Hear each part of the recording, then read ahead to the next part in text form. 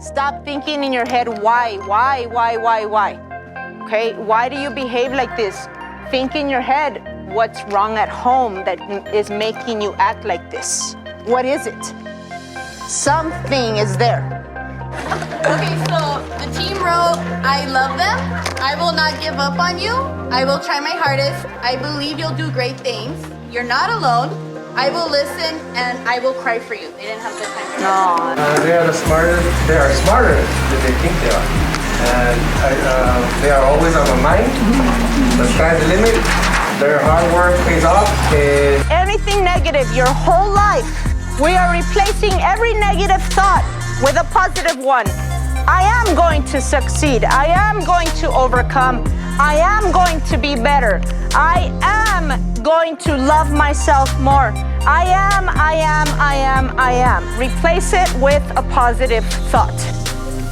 How quickly can you teach your kids to replace their negative thoughts with their positive thoughts?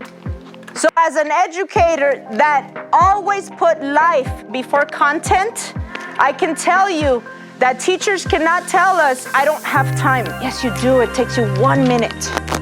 It takes 1 minute to teach them social emotional love. I just don't think that I can overcome. I just don't think I can do it. And how fast is our self-love gone? Don't forget, you have to pour into yourself. So, yes, you can do it, Laura. Yes, you will overcome. Don't tell yourself that you can't because you know that you will. It doesn't matter how long it takes as long as it gets done.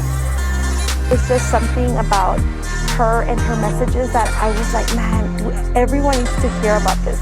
Everything she said is actually what I do with my class. I share my experiences just like she does, and she's a very good presenter, and she'll make you feel and think about how you want to treat your children who actually become your children, your students become your children.